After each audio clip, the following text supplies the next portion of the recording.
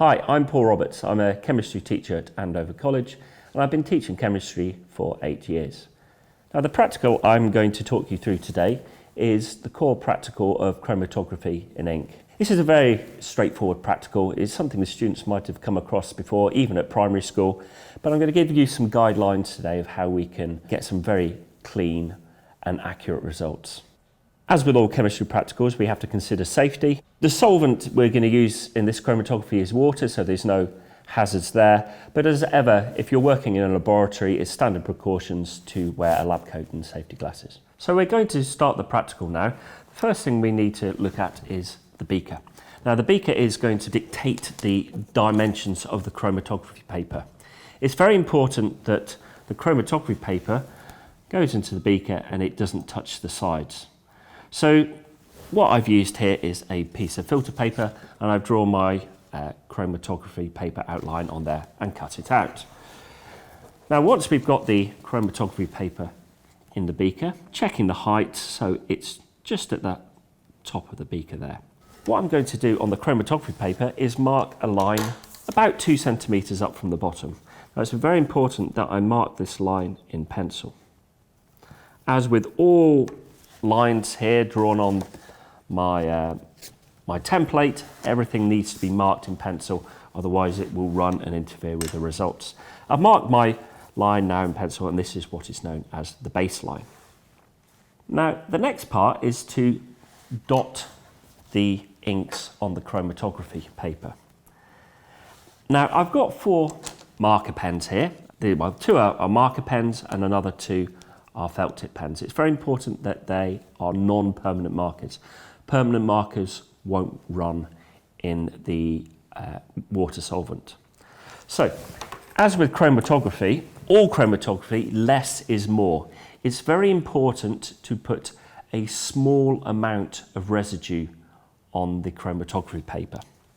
And so, what I can do first is practice on another piece of paper and just practice a small dot there. You can see the size of the dot there. It's really quite small. Students will be tempted to put a big dot like that. Unfortunately, if they do that, they're not going to get good results. The residues will run into each other.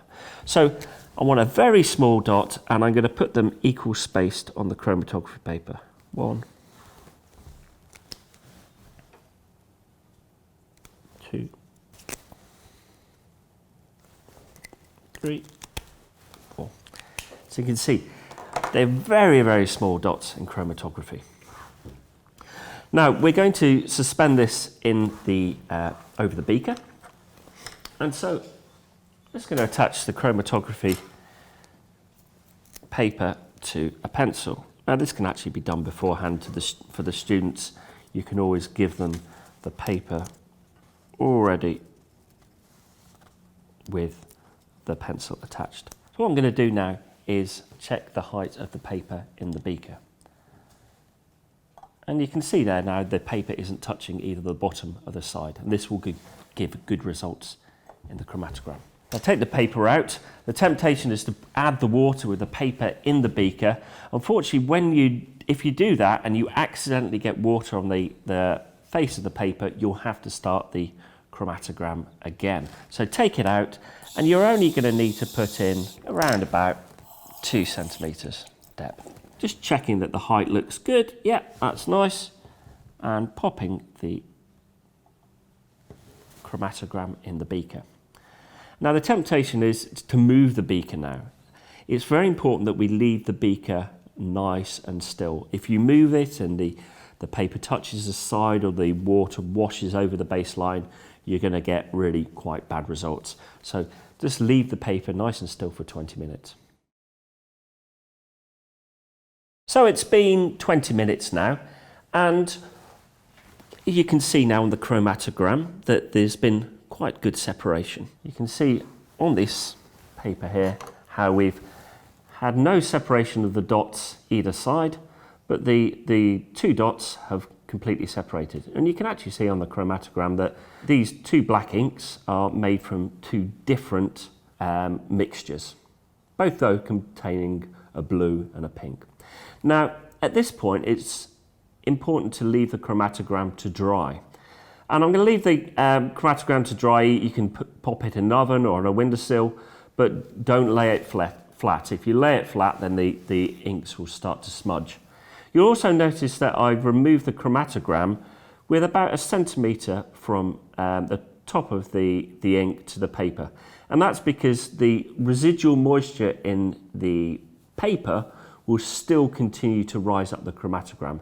And it's very important that you don't let it go right to the top, otherwise the chromatogram will continue to rise until it's left, the dyes have left the paper. So here's another chromatogram I prepared earlier, and this is dried out completely.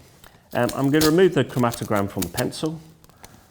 Now, on the chromatogram, we're going to mark some key areas. First of all is the solvent front, and you can see the solvent front is the furthest point at which the water has risen up the chromatogram. And I'm going to mark that across the top. So I've now drawn my solvent front, and I can measure this solvent front. Now, the distance of the solvent front from the baseline doesn't really matter what units you measure it in, but this is a millimetres ruler, and so this is 64 millimetres. Okay, so we call this the solvent front, distance of 64 millimetres. Now, I'm going to mark the key dyes points of each residues in the chromatography. You can see there's a blue residue there, and then I've got below it a kind of a pinky residue. And on the other one here, I have a blue residue there, and again a slight pink residue, and you might be able to make out a very faint, another kind of pink residue there. And I put my cross at the darkest points of the residues. I've not just drawn a circle around them. What we do now is measure the distance of the residues in millimetres. And this distance here is 42. The distance of this residue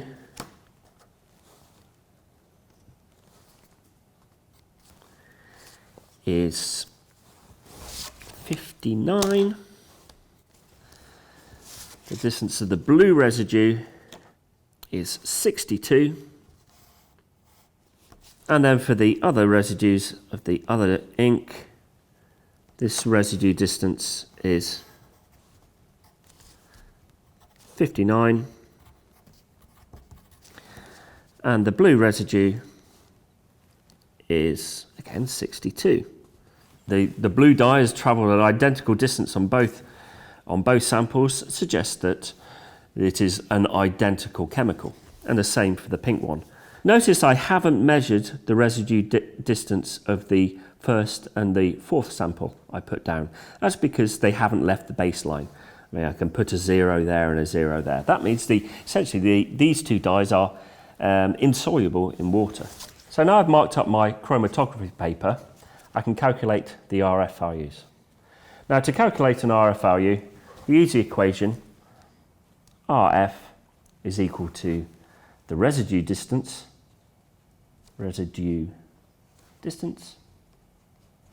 divided by solvent front.